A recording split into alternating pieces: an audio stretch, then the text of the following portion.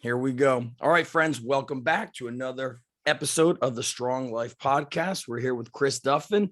Super excited to have you on the show, Chris. We've actually never chatted, but I know it's crazy, but I've been following your stuff since the early like I think around the time you started your stuff, and it feels like I know you because we're both been around this game for a long time. The same, yeah. And as long as you don't say I've been watching you since I was a teenager, I'm okay with that.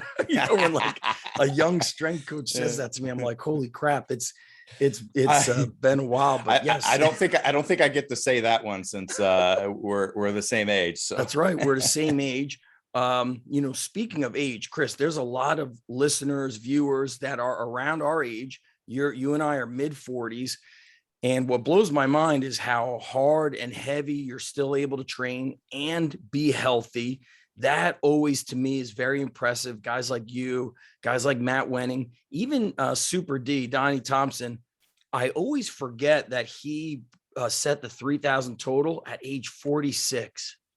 And if we just took 10 seconds to think about what the, quote unquote, common 46-year-old man is doing, it just blew. I always forget that Donnie is 10 years older than me. Yeah, it's people always talk about like, oh, I'm in my mid 30s, it's too late. Correct. Or, man, can I change my life at this point? And I'm like, what are you talking about? Like, you haven't even gotten started. It's so crazy. My biggest lifts, I was strongest, from my competitive career. I did my 1,000-pound deadlift at 40 years old. I did that for almost a triple. And at 43, that's when I did my 1,001 by 3 squat. Same. So, and people go, oh yeah, that's, but you still don't know yet. And I'm like, my business partner, my training partner is 72 years old. Rudy. If people don't know Rudy, 72 years old. And for his 72nd birthday, people don't know this because he didn't say anything about it, but he was deadly sick the day on his birthday. But he's like, it's my birthday, I got to come in and do it. So he comes in and deadlifts 522 pounds for his 72nd birthday. And in competition as a 198-pound tested lifter, he benches over 300, squats in the upper 400s, and deadlifts in 500s regularly. Isn't that insane? And it's inspiring because it is inspiring. What we're talking about, that common age. What are you doing at that age? Rudy is early 70s. So you're 44, I'm 45, 26, 27 years older. Amazing. What's your, go ahead. I was just saying, but think the bigger thing is not the lifts, but like, look at him and you'll see like how young he looks and how young he acts if you're around him. And then also just think about like the bone density and stuff like that. At 70 years old, there's people facing, if they fall down, they're going to break a hip. And then what happens if you break a hip at that age? You're going to die in the next 5 years. I mean, but that's not going to happen to someone like him. His bone density is, I believe it's 5, it might be 6 standard deviations above the norm. Like that's easily. Just insane. Anybody that understands statistics, that's like insane. But that's what strength training does. Interestingly, that's what you mentioned, Super D, but people don't realize actually body tempering will do the same thing. Yeah. Because it actually puts it puts a bending moment on a bone, even minor, but that stimulates that process of the osteoblasts, and it's basically a welding process inside the bone. But anyway, I'm running on tangents here. No, we will rant. It's perfect. I'm a rambler anyway. Well, to me, it's the concept about building resilience.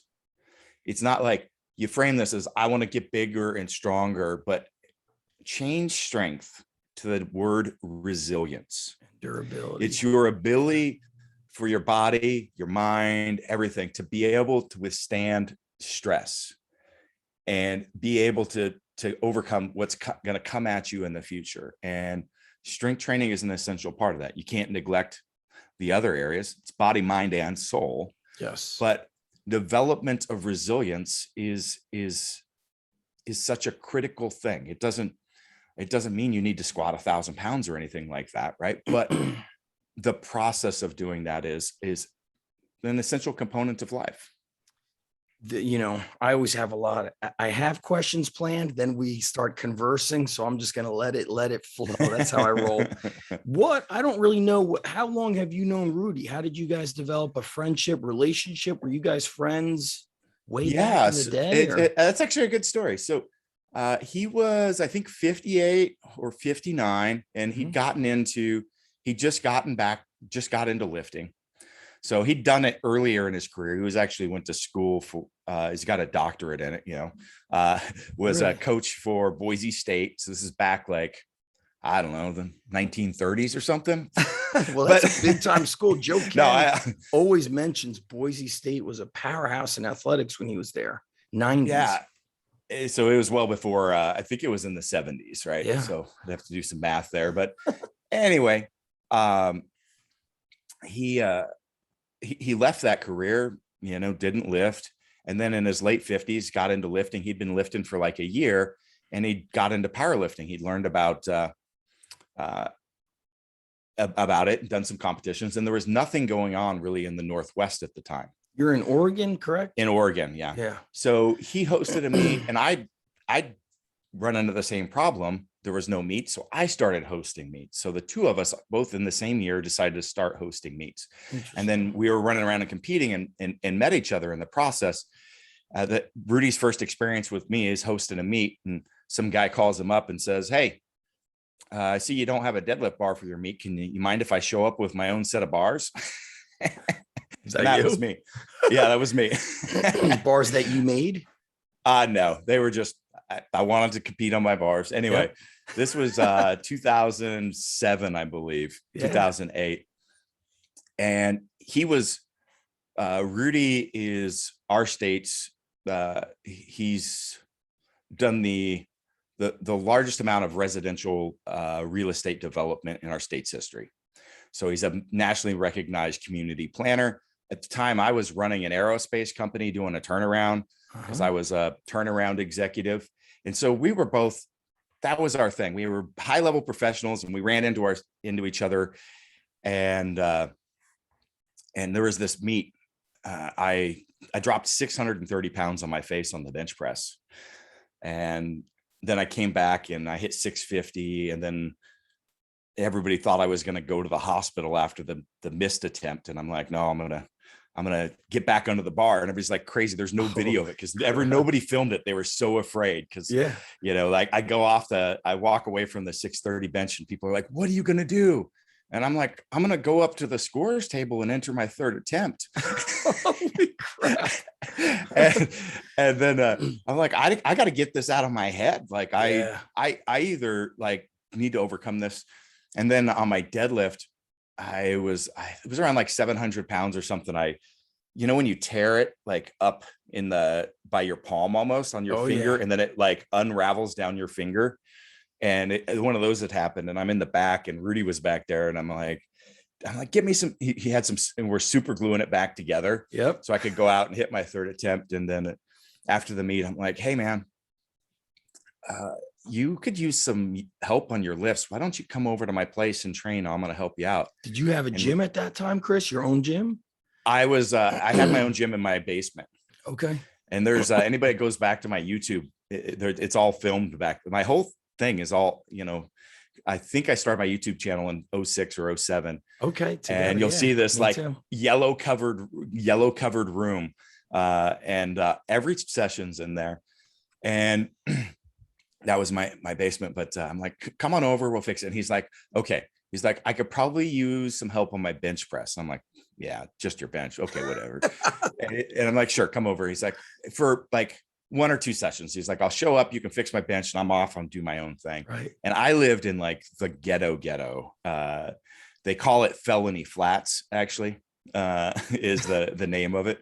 And Rudy's got his fancy career, pulls up in his fancy car, comes down, and he's like, he tells the story now. He's like, at the time, he's like, I walk down into your basement and it's this other, it's powerlifter, this other 300+ pound guy in this tiny space. He's like in Felony Flats. And he's like, what have I gotten myself into? That sounds like a bad movie. So that's how we met. And then we just had a really common bond, really based off of probably, my wife says, our work ethic, because we're both. And so we trained in there, and it just kind of grew.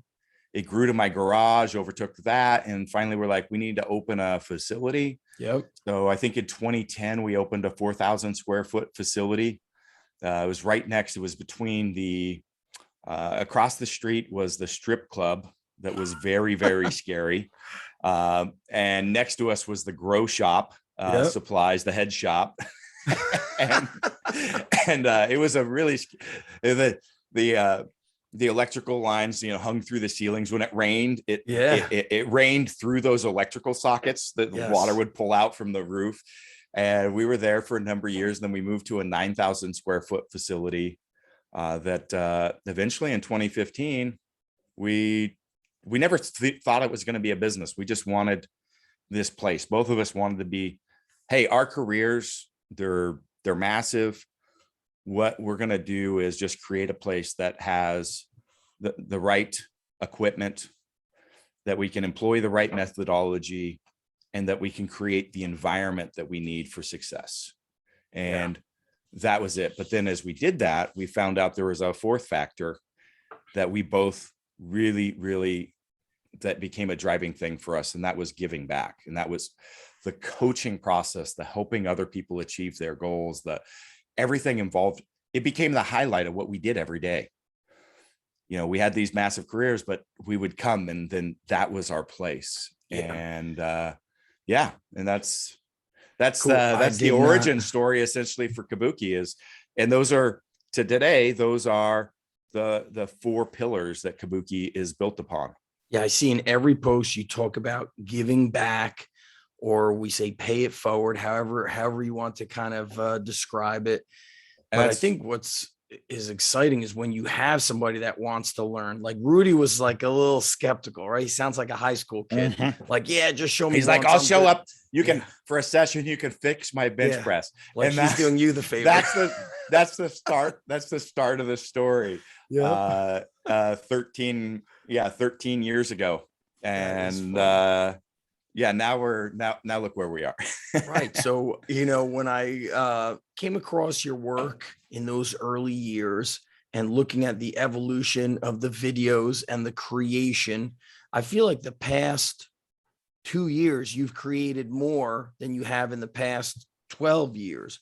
Like you're going through this hyper creative productivity mode, even with, you've created and innovated a lot of things, Chris, but then other people were making a lot of plates. You saw that you still came out and made plates. It's interesting. So you've been creative, innovative, and resourceful. And a lot of people, especially coaches, when they reach out to me, or people listening to the podcast who might be in another career sector, they often use the term they feel stuck, like they haven't moved forward or gotten anywhere. Talk about what has been your, I guess, like the catalyst to the creativity and the productivity that has really taken off the past. I feel like it's the past 2 years. You've also came out with another iteration of your squat. You want to pause it for a second? Oh, no, we're good. We're good. Somebody's outside my window and they did the peace sign. I did it back and I'm like, oh, that probably looks a little odd on camera. People also did not hear the pre-recording part with like kids being sick, dogs with diarrhea. These are only like parents. That was my morning, like projectile diarrhea from a 180-pound dog running around the house, climbing back into bed to have my daughter projectile vomiting, me dodging it onto the pillow. Like anyway, it's been a morning. And here you are still doing the podcast. And ironically, last week I did a podcast with my buddy and his dog. His dog was sick, then his dog passed away. And when I said, listen, let's reschedule, it's interesting how guys like you're able to stay the course, and running a business while being a family man adds a whole infinite layer of P- challenges. Is it funny when you're talking to younger people and they're telling you how busy they are, and it's like they're single or, you know, don't have I'm kids, and laughing you're at like, that. you just have to laugh. You're like, Yeah. you have no Yes. idea. I'm You're so telling you the tired. trivials of like, you know, it's like, oh my gosh, you'll Yeah. find out someday. Correct. You know, back to The I guess your creativity, question, the productivity. creativity.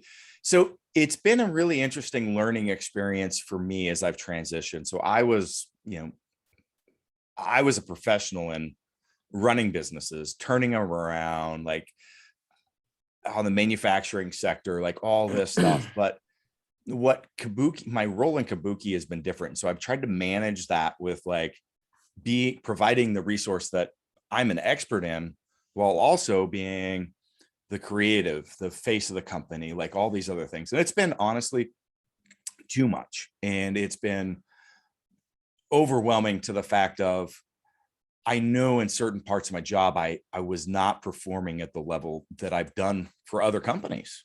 Like, what do you mean But by that? What parts of your can, job? Like the running of Kabuki can, string? can you pause? We do Sure. need to pause. Give me 1 second. I'll pause it. All right, we're back. All right, so we're talking about the creative process and how you feel it's like you got overwhelmed by it all, actually. Yeah, well, it was, I was doing poorly at what my career was, like what I have experience was. And so I got to this point and like, what am I? What is the role? What am I best at contributing at? And I essentially stepped away from those other functions. What'd you And, you step know, away from that you felt? basically managing the operations of the company. So I, like, my job, I'm not the COO, I'm not the CEO, I'm not the president, I'm not any of these things that people would expect me to be. I'm like, I'm the chief visionary. The Like my creative. job is on the creative side, but not just product creation, but seeing what the future holds, what I see the needs for our impact on the community and culture to be, and really forming what we do as a company, how we get there, our processes for doing that. And that's where I've shifted to, and it's really helped. So Rudy's the CEO, and it's this yin and yang type relationship. You know, I'm the crazy visionary that wants to run a million different directions, but I have to be balanced, because you can't have that also at the head of a company. In my opinion, you're bound for failure if you actually have the visionary entrepreneur type running the company. Why do you think that's a bad thing? It's good and bad. It allows you to do some things like when market changes and things happen, to be able to pivot quickly and shift to new arenas, to be able to think outside the box. But at the same time, it can cause a lot of chaos within the system of an established company. So we're not talking the birth of a company. That's where those roles really hold play. But that's where you see the birth of a company from somebody like that. But then they founder, because they're constantly shifting and changing directions internally. It causes a lot of chaos, inability to stabilize. And that's where it comes into this yin and yang relationship. It's kind of the balance of, it's like the mother and the father, right? Like the feminine energy balance with the masculine energy. And we actually see this a lot. If you look at a lot of businesses, startups, you'll see that they're started by dual founders a lot of times, and a lot of them play this role. They just don't really understand or have those established in what they are.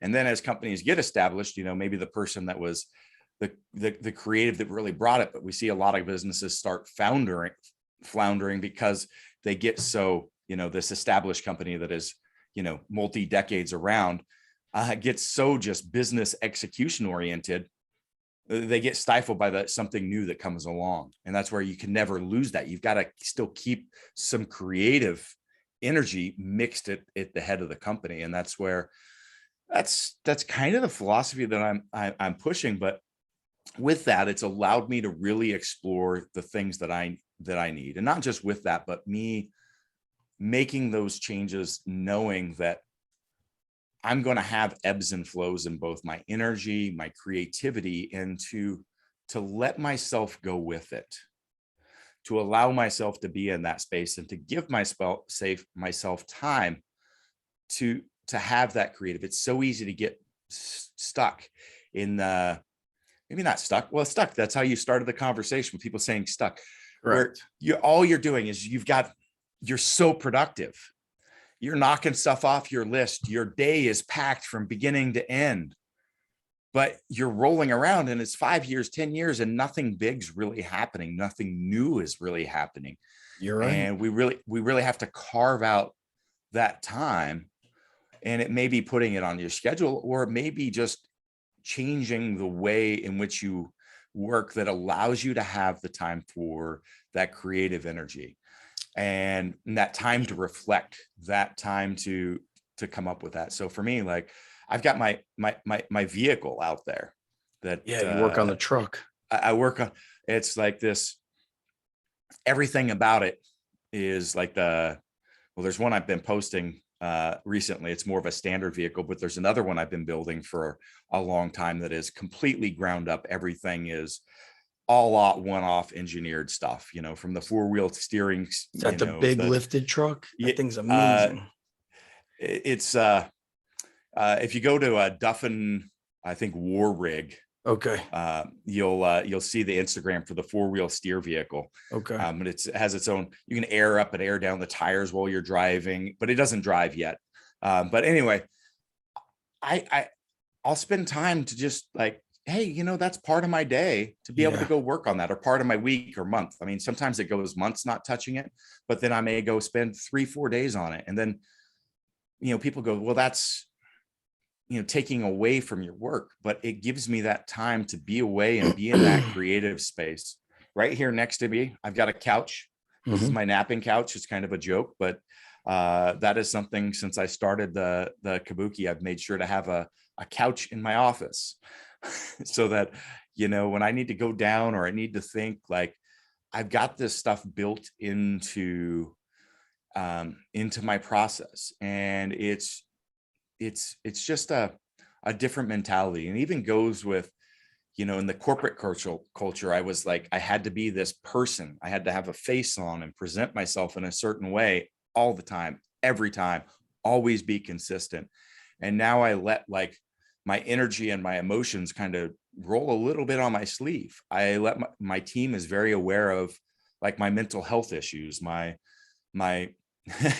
I've got pretty bad ADHD. I'm bipolar, and I'll be super engaged and running new ideas, and they love it. And that might be rolling for a few months, and then I might disappear for a while and not be around work for a few weeks. And what do you do when you disappear, Chris? Because a lot of, even myself included, I've been really open about my younger years. I struggled with depression, which is probably slight bipolar.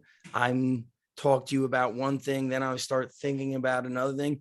And people are opening up about this now, basically all realizing it's okay to say you're not perfect. What do you do when you step away for weeks or 1 week? What does that look like? A lot of that is, for me, it's finding that time to work on things. Like, it sounds funny when I said I step away from work to work, but being in an environment where it's that's when I'm actually working on my vehicle or other projects, because that gets me, when I can zone out and just focus on this singular thing and something I'm creating with my hands and doing, is that refreshes me, that energizes me. And it sounds counter to work to re-energize, but it's the type of work. Like, if I'm sitting here crushing out work, writing posts, creating media, doing meetings, that's really draining. 100%. But to be able to take a task, like, and physically just like be, well, right now, like, I'm running a bunch of electrical wire and putting in a fan system and some programmable HVAC system while I'm in the middle of remodeling my house. But, I'll be up in the attic and doing this stuff. Like, I'm so focused and I'm doing and I'm creating. And that is, that's time for me to clear my head, clear my emotions, to clear all this and get back to my center. So to go out and be working on something I'm designing with my rig and fabricating some, unique, system as it relates to it, that to me is really, really valuable time. That's my me time. That is for someone else, it may be relaxing in a hot bath, but relaxing for me is very stressful and causes a lot of anxiety. Interesting. So I'm not suggesting this as answers for anybody. I'm just saying these are the methods I've found for myself and how I work that allow me to re-energize and find myself, and also tap into that, making sure that I've got the creativity, because the push and shove of everything that's going on in your business and all that, it dampens that part for me. It's 100%. Even Matt Wenning said this a while back, that he could handle a few hours in the gym coaching. Then he needs some time to work on his cars. Then he needs some time out of all of that. You did a podcast recently with my buddies over at Power Athlete. It's interesting. They're doing their symposium this weekend. Yep. And not ironically, you see John building a staircase. You see John doing things that actually have nothing to do with the symposium, because that makes him more creative. And he may convince himself that it does, because when the symposium comes, I'm going to need to have people to, climb up and do whatever. Right. But it's that's not it. Right. Yes.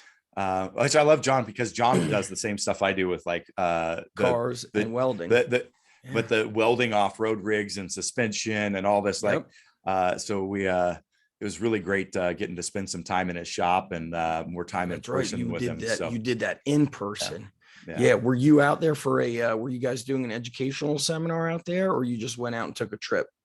I had a few different podcasts lined up. Nice. So I did Lex Friedman and a few other ones. Yes. So I was just out in Austin, and I really been wanting to make some time to meet John in person as well. So just everything aligned and made that happen. Yeah, that must have been interesting too, because John and I both have, so I see behind you, you've got the photos of the Transformer bar. John and I both have those are designs for my stuff over there. Yep. Yeah. So him and I both have the original, they called it the Hatfield bar, but the guy who made it was from South Jersey. It was called the Hoagland bar. He had the quote unquote safety squat bar. I don't know if the guy's still alive, but he was an engineer, and I think he's a crossing guard down in Trenton. So John kind of has been around all the different iterations of equipment, and he really appreciates when something feels right, or somebody who's created something yourself. And what you mentioned too earlier, Chris, about essentially having hobbies. I don't recall who I podcasted with, but we spoke about men need hobbies. You if you get married, all of a sudden you feel like you shouldn't be doing something for yourself. It's guilty, but you need to do worse. Yeah, you're a worse parent when you don't do those things. Something, some sort of creation with your hands of some sort. It could be music. It could be a million different things of that nature. But it's there's something about that and the interaction with the mind that is really powerful, in my opinion, that without that we're missing. And so many people get caught up in their careers. I need to be family. I need to be this. And they cut that out, and they end up doing themselves a disservice to their family, to their work. And they have no outlet. Exactly. I mean, just think about this as being a parent, right? Because so much today, the narrative is everything is your kids first. And I'm not going to say that I disagree with that, but let's just take that a step further. So, because we see as people take that to subjugating themselves to their children, everything is about that. It's a priority over work, over their hobbies, over everything that they do is all about being there. And it's like, wait a minute. So now, as a role model for your kids, what you're showing them is, they're going to grow up, they're going to get out of their house. And the only time that they're really going to get to go out in the world and do and chase their dreams is this short period of time before they have kids. Do you really want to tell your kids that that's it? Like, you need to be an effective parent, you need to show and demonstrate to your kids that you can take the world and form it around you. You can go and do and create and have a positive impact and leave a leg. And you can still do that with putting them as a priority, but not subjugating everything to that, because that is actually doing them a disservice. You need to go chase your dreams and show your kids that you can chase your dreams and achieve. I mean, that is modeling for them, right? And so 100%. Even your not the growth of your business, your health, your strength. When people ask me, and I'm sure they ask you, how do I get my kids involved? And I'm not sure what your oldest child is, but I always say you could talk about it to them, but if you just do it, they think that is normal. Like I saw you on your truck, like curling your new bells, and your daughter was out there. And to me, I'm like, she thinks that is just normal activity to be exercising and building and creating. It's the ultimate example. Yeah, I love it. And so, yeah, that's a critical, piece in for me is, you can talk about it, like you said, but you've got to model those behaviors. And I'm not going to like force my kids into sports or to be a power lifter, to be anything. Like, I'd actually prefer not to, but I prefer they don't go the direction that I did, but I want them to have some component of physical culture in their life. But I don't care whether it's running, swimming. I don't care. Yeah. But you need to have, that component in your life, and just being an active person is going to bring that about, involving them, but like, force saying, hey, you're going to be an NFL person, and putting them in and forcing this like process all the way through. And like, that rarely they call works. it like rarely works. Like they call it the tiger moms and other whatever names, but like that really do that. And we know from the sports science background, like early specialization is very negative, and so it's not just on like, it'll actually do damage to the body, which we see. Now we see, but now the emotional damage, we saw that this year with the Olympics. It was interesting to see. And even in the coaching world, you mentioned earlier, like having the ADHD, being bipolar. Now we're seeing like it's a little bit more accepted. They're giving coaches, the guy who used to be the strength coach for Alabama, he moved and became a position coach at Georgia. I think he's taking time off. And I've said this, openly, because I've coached at the collegiate sector. And I was like, what sucks is, they don't, how much can they pay you to be away from your family, right? And then it'll catch up to you, meaning that guy Scott, and I hope he's doing well. I don't know him personally, but I could only imagine how much time that was away from his family. And I know he had a kid, possibly kids. It's not like, I always said, how much can you pay me to miss Chris? We would always go to Disney for Christmas time.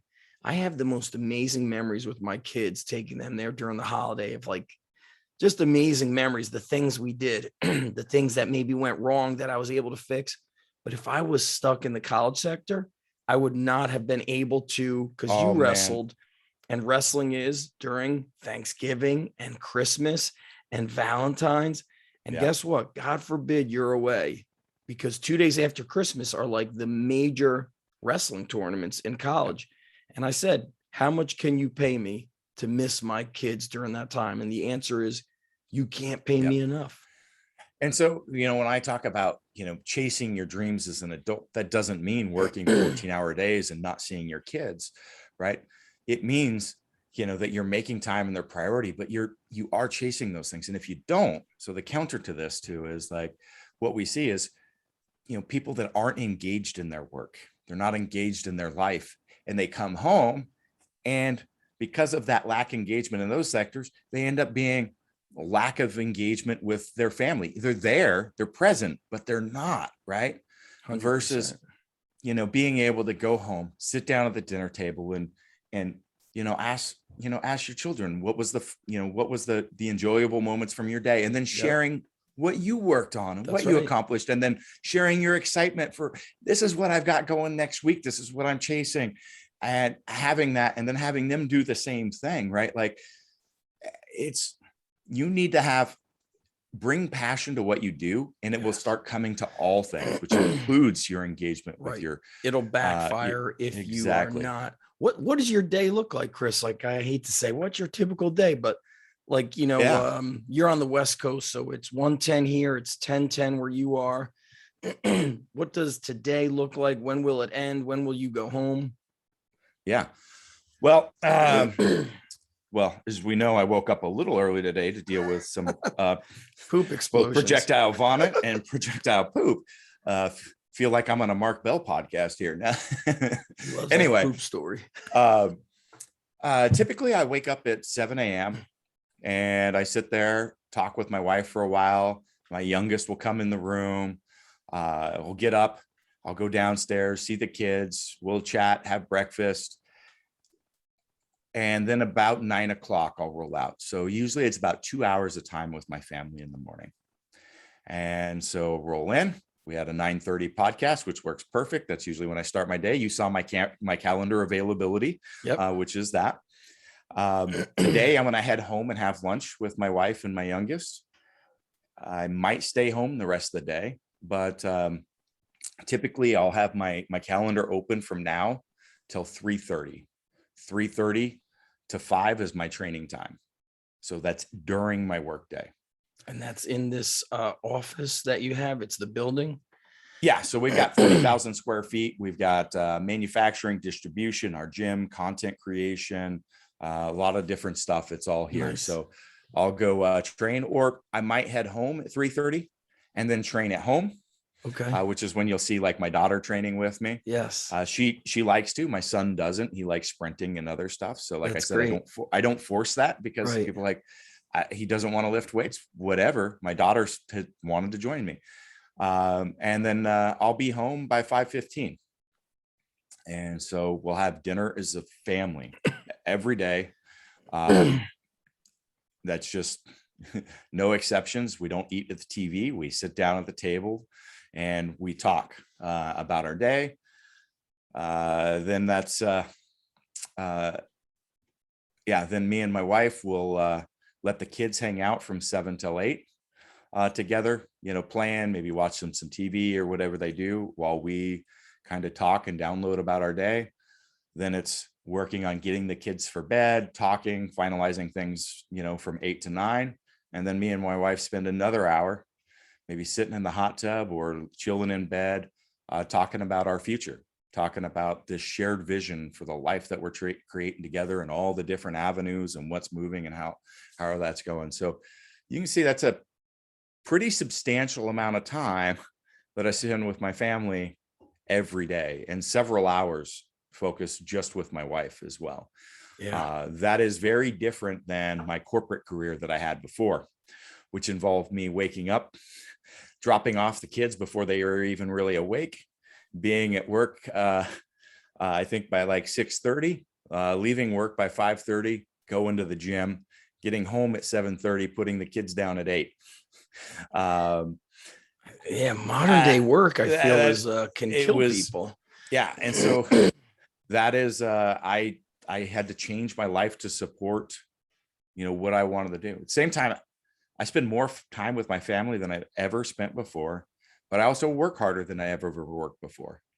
If I've got my hobbies or creative time, that's a shift in my work schedule based on the availability, my needs, things like that. So that would come out of the same bucket of time, my 9 to 5. Maybe it means not training or, something of that nature. That's how I fit that in. Interesting. I'm, see the photos of your inventions behind you, and I'm now realizing, I'm like, oh, Chris even created shoes. And something, I've had 4 knee surgeries, and the knee injury always would come through wrestling, jujitsu, and just had me thinking of, if only in my early days I would have had access to a transformer bar, a neutral grip bar, because now when I train athletes, I'm always thinking in my mind, preserve the body, build longevity so Yeah. that they're good beyond sports. So even at the college level, especially in wrestling, I know you have a background in wrestling, it's knees and shoulders is like a common. But what drives the knees and shoulders, right? Because Yeah. those are not where the problems are starting from. Where do you say they're starting from? Uh, I look at it as far as things that are going to have the largest global impact on the body, right? So the number one largest global impact on the body is going to be the ability to manage and control your spinal mechanics. Mm-hmm. And feeding into that is going to be basically your breathing and bracing strategies, how you use the diaphragm in opposition to the pelvic floor and creating the eccentric loading of the abdominal cavity and co-contraction of all the surrounding musculature, the thoracolumbar muscular, abdominals. And the second largest, so we can't look at that like, hey, where's my shoulder flexion at? Well, I can't take a look at that if I'm not allowing for spinal position, right? Like people want to jump to like, here's a mobe for, your shoulder, here's a thing for your elbow or wrist, but not taking care of the foundational things that are not causing pain. So I think about it as looking at the areas. So instead of looking at the painful areas, we're going to look at the non-painful areas that we are having compensation, and usually those are what's driving it. So anyway, that's number one. The second one, which is why I designed shoes, is the foot and ankle complex. Being able to control and manage that and have a strong foundation is the second largest global impact on the body. And if we take care of those two things, so many of the others. So beyond that, now we can move to the two large power generation structures, which is the hip complex and the shoulder complex. All right. So, and now moving further down the priorities, now we start looking at what are basically output joints. If you've got elbow or knee problems, it's going to have been a result of, usually, unless it's like an impact trauma or some sort of, accident, injury, blunt force, is going to have been driven by one of those upstream arenas. So I really look at that, and I use a lot of developmental kinesiology in my approach. And then with that, that's my lens. And I'm thinking about this also from viewing things through a neurological lens first, to drive, like, what are we doing? Is it movement-based approaches, fascial, so on, if we're looking at like an already developed issue. But if I'm looking at this through the lens of equipment design, now I'm going to start going, this is basic preschool, right? We're not going to take the square block and shove it through the round hole. And that's really what all strength training equipment for a long time has been done. So my design philosophy is around being able to have equipment that can accommodate for the variability in an individual's lever links, mobility restrictions, and training needs. Like, people love to sit there and laugh at like such and such NBA star. God, their squat is shit. Look at that. It's so horrible. And it's like, do you realize that person cannot do a back squat with a weight greater than their mass in that particular point and be able to have the same as you at 5'8", right? Correct.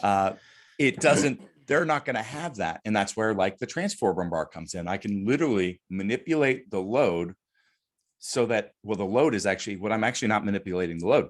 I'm manipulating the spinal mechanics, because the load will always stay above the midfoot. So I'm actually moving and uprighting the spine around the weight.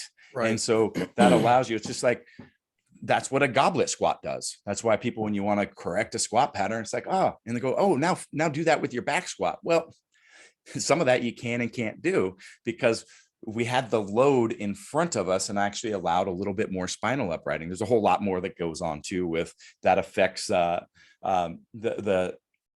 rib cage and diaphragm relationship. It cues a little bit of some of the those muscles to come on, and the stabilization process. So it does a lot of things to happen that a back squat wants to fight if we don't spend a massive amount of time coaching going, look, as you're doing this, it's going to open this rib cage position, particularly if you've got some shoulder mobility issues, right? Yep. It's going to open that up and break that chain. It's not going to have a connection of the shoulder into the core unless we actually learn how to engage the lats, right? But the common position is to try to push away, which then again creates a default. We don't have a connection between, well, the lat is actually a spinal stabilizer, but we see the output is a loss in control at the TL junction, which is actually what you see with a lot of safety squat bars out there, because the position doesn't actually allow for good integration of the lats. I've said that for a long time. Is that watch everybody fail on a safety squat bar? It's right here, right and there. It's not because the load is here. It's because you're up here like this, and your back. You're not in a position. Engaged. You're not actually able to engage the lat, and so you have a loss of connection at that TL junction. So you say this. You break down. So my bar doesn't fix that, but allows you to, right? So we get the handles. They're actually have your elbows at your side. So you're actually in a position to be able to be successful, right? Yes. And then we open that up because now I can have a different level of spinal uprighting. So I could take anybody. I can take that 7'3" basketball player, or we work with 29 of the 30 Major League Baseball teams, because again, these are a lot of people that are outliers, and we can actually get to have them a perfect squat with not even coaching it, just by putting them in the right position. All of a sudden you'll see these squats that are like 6 inches high, knees caving in, and we'll manipulate the bars, go, here's your setting. And all of a sudden they're dropping below parallel. The knees are an output, right? So if we control the foot, if we can control what's happening here in the core, all of a sudden everything in between can only do one thing. It's going to do what it needs to do. Everything changes. And so you go show a coach that and take their squat, their no squat squad because they've been injured, or and you go, that was 6 guys, grab them, let's run through and do some settings. And they see the change. Like, it's just incredible. Well, there's drool coming out of their mouth because they're like, oh man, that's awesome. And like I can all those guys coming out of the Dominican Republic that are amazing skill, but don't have any training history, that I'd have to do a bunch of training to make sure that they don't get injured. I could put them in this, and they're going to get a great training effect. It's going to take away the negative stresses, the stresses on the joints and structures. Straight bar is rough on the body. It is. That can't like, stress is good. It creates adaptation, but there's some stressors by trying to shove that square peg through the round hole there are structures that don't cause adaptation and actually put our joints in a bad position. So everything is, to me, is all about finding that, right? Just like, this, like football bars, you take it out of a rack and it immediately wants to crush your face. So you have to choke up on one side of it, right? And that's something that the new and novice athlete do not understand how to get their hands. Yes. And then you come down to your chest and you touch it and it hits your chest and shifts out of position again. Well, all we did with ours is just make it like a playground. So it's a teeter-totter right now, which will never find center. It's always going to be on one side or the other.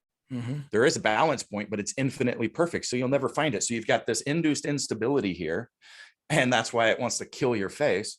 So let's move the load below. So center of mass below center of rotation. That's a swing. What does a swing do? Boom. Always find center. So the amazing thing is, actually every handle position is slightly different because it's based on the arc, the internal and external rotational bias changes based on whether you're in or out, right? Correct. Yep. So there's all slightly different based on the average arc of a shoulder, but leaving just a little bit of room left to cue external rotation to involve the lat, right? And then put the balance point below, and all of a sudden you've got a bar that has a 3-inch extra greater range of motion, and you put it in your hands with somebody that can't bench press. I mean, I'm talking people that have had shoulder surgeries, people that haven't been able to bench press for, let me tell you a story. So I went in the prototype bar. I went to spring training with all the MLB coaches I already work with. And most MLB coaches all have bad shoulders. They're these people. I haven't benched for 5 years because of XX surgery or pain. I just don't do it, so on.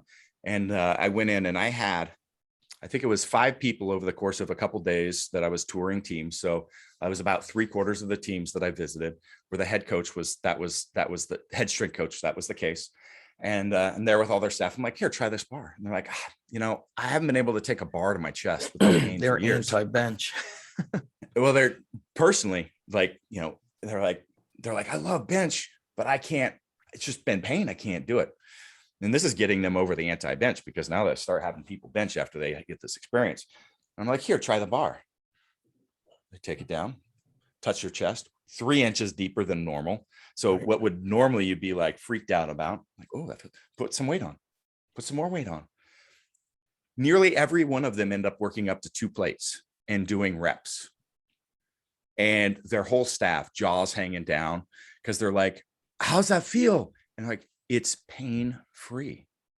Yeah, I've never used your Cadillac bar. It's crazy, but well, you add that ever- stabilization right there, Right. and again, get everything down. Then subtle little changes, and all of a sudden, everything, stabilizers that flip it, were working Chris? as prime move. What's that? Do you ever flip it to shorten the range of motion, or no?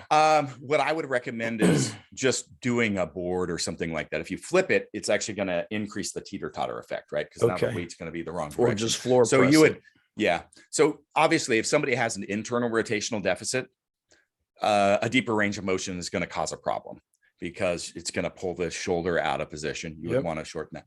But once we add stability and get this system connected, the neurological changes that come in that are helping prevent that. So even oftentimes some of the internal rotational deficit, if they've got that, will disappear, because we're taking, prime movers, or sorry, stabilizers that were working as prime movers, or prime movers that weren't active, and getting, because of all the neurological cueing, things to start working right. Boom. It's just amazing. All of a sudden, you've got people that couldn't take a bar to their chest without pain, benching 225 for 4 to 5 reps to a 3-inch greater emotion with no pain. And subtle little changes, but it's all built on that lens. Everybody's been, how long's the football bar been around? Like since the 70s? Yeah, but it didn't really get popular, I'd it's- say, until that kind of early 2000s, when West Yeah. Side became more popular. And then those football or Swiss bars started coming into popularity. Chris, let me ask you a question. I remember this story of you touring and working with the Major League Baseball players. It seems like a lot of kind of the I guess injury. I don't want injuries, not the word. The things that the baseball players struggle with seem to be very similar with what men who are in their mid 40s who have time under the bar have struggled with. What would be your favorite piece of equipment that you've made to recommend? Would it be a piece of equipment? Would it be one of your pain pills? What would you recommend to somebody our age, who are men who are training and starting So to as far feel as the a- bumps and bruises, as far as as your far- equipment? So as far as like the tool in training, or a tool if you've got some pain and you want to get out of, Yeah, tricky. I know, tricky so- question. so Let's go one of each. Well, let's cover some fundamental concepts here first, Yeah. which is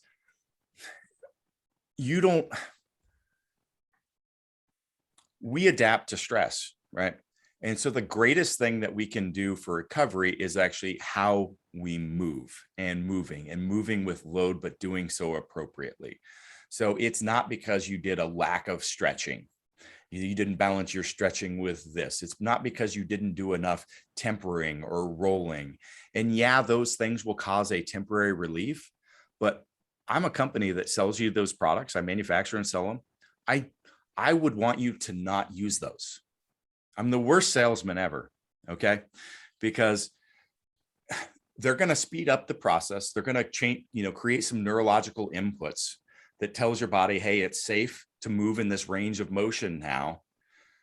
But if we fix the patterns first to begin with, you're going to be able to now train. And the training with load with good patterns is that's going to create the lasting change. All those other things are temporary, and they allow you to get in a position to now move, which is going to then create move with load, which is going to create the change. Okay. So the fact that you just did some body tempering and it feels better doesn't mean that you should do some body tempering before every single workout, and that's your answer. Okay. It means I did some body tempering, I feel better. Now I need to go use that and do it correctly. So Proper movement. the reason that you're continuing to have to repeat the cycle is because you're not fixing those core issues. Interesting. So, it'd be easy for me to tell you, because you're going to feel great. It's going to improve. You're going to walk in. I could teach you in a couple of seconds how to, open up your shoulder and make it feel great, hips and so on. But at the end of the day, you need to understand how this process works. So I really, really highly recommend people attend our Principles of Loaded Movement course, our PLM course. It's a 2-day piece, and we walk through all these concepts and we show you how to employ it with or without our tools. Okay.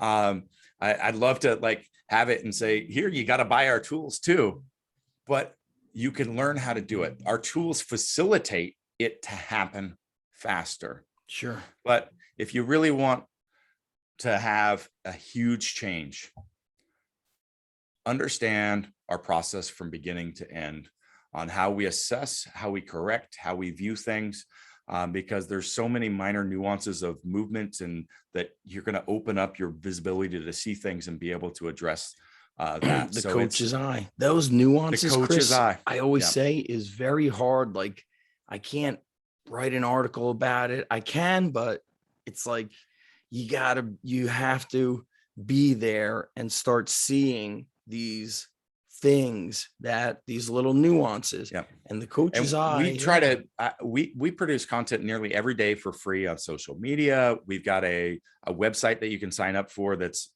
fully indexed with I think 1,000 different videos on there. But there's a certain piece of the hands-on and being able to show people in person. So the greatest thing I could recommend to anybody is our PLM course. Who runs? Is it does Rudy sometimes run them? Brandon is our head of coaching. Is he that stocky guy with the cauliflower ear? No, that's Kyle. So he's Kyle will definitely be at all the seminars. He works under Brandon. Brandon is responsible for developing all the curriculum and is heading that up.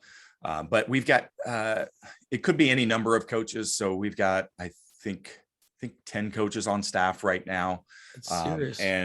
And so that all have been deeply involved in our philosophy and approach for years. They coach clients every day. They do the seminars. They're the ones creating the content. And but the PLM course is the way to go. If you're not familiar with the tools, they're amazing. So the simplest and easiest as far as the soft tissue tools, the most versatile is the boomstick. Yep. How heavy is that? 40?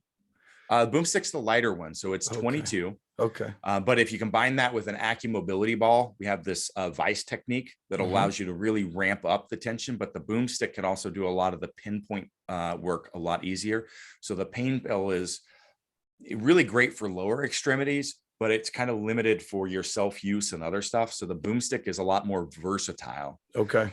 So if we're talking about one tool for soft tissue, it'd be the boomstick combined with an AccuMobility ball. Tons of education on how to use those. If you want to take that further, we've got all the way up to what we call the loadable geisha, which you can load up to like 300 pounds. Oh, I've seen that. Yep. It's got a beautiful groove in it that slides over your muscle, texture on it. So you can actually grab the tissue and twist and turn it. The boomstick has a light knurling in, allows you to do that. So that way we can get into those, that fascial network where a lot of the nerves run on that, so it taps into the peripheral nervous system versus more the deep neurology that you do with from the movement perspective. If we talk about the spine mechanics, the transformer bar is going to have just an incredible, it is for squatting only. The most versatile bar that we have is our open trap bar, which is basically, trap bar is a really horrible name for it, honestly, because you can do, it's the most versatile barbell in the world. You can do more with it than you can a standard barbell, honestly, once you Press, once row, you start playing. carry, lunge, step up. Yeah, and it does so Right. many things like better that you wouldn't think about. Like, hey, let's do a bent over row. It's not in the way. I can flip it up and do overhead presses, super easy, doesn't interfere with position. Right. Curls, you get a greater range of motion. I can do ab rollouts with it because it's not all your single leg work, because it's, there's no frame to interfere with it. Because of the openness of it, it allows such a vast range. Grips. You can do seal rows because it doesn't hit the bent. Yes. You start thinking about all this stuff. You're like, holy cow! And then it's got the flip up, The feature flip up and all the other stuff. Yep. With Chris, with your talks, about durability and stuff, have you? I know up in, I know they have a special forces training area. I think it's in the Washington State area. Have you been called in to work with any special ops units to do any of this kind of durability work?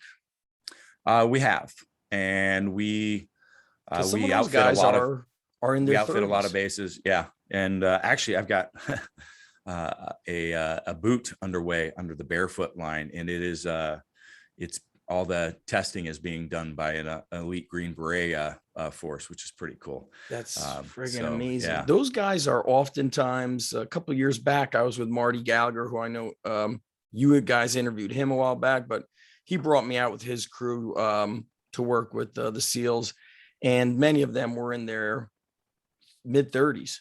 Some guys were in their early 40s, so it was just when you were talking about durability. So anyway, my man, I don't want to keep you. You got a big day. I'm going to link everything up in show notes and on the website. But for people listening, Chris, can you give a little rundown of where they could find you? Yeah. So actually, good thing you asked. I always forget. I just set up, people can get the first half of my book, which is a bestseller, on my website, for my personal website, for free. You just go put in your email and you're going to get emailed the Eagle, which is the first half, actually probably more than half of the Eagle and the Dragon. You will also get exclusive discounts to Kabuki Strength, Barefoot Athletics, and Build Fast Formula, and some access to some exclusive educational content. So go to ChristopherDuffin.com, just put in your email. You'll also get information on the pre-release of my next book, which is a business book on execution, leadership, and goal setting. And there's going to be some tools that come with it. Again, you'll be on the list to do that. So ChristopherDuffin.com. Zach, you need to do that too. Yes. I forgot that you had a supplement line. And I'd love to. We should do another one, dive into some other areas. There's so many. 100%. You know what else? I'll also, in the website, you mentioned, hanging out with your wife. She's a world-class chef, and she puts some awesome videos. Yeah, so she'll be on I can't say what she's going to be on because they haven't aired yet. Correct. But, it's some big time she's stuff, going to be she's doing some big time stuff. So you'll be seeing her on TV a few different times next year. I'll link up. You hear me okay? Yep. All right. My mic just cut out. I'll link her up as well.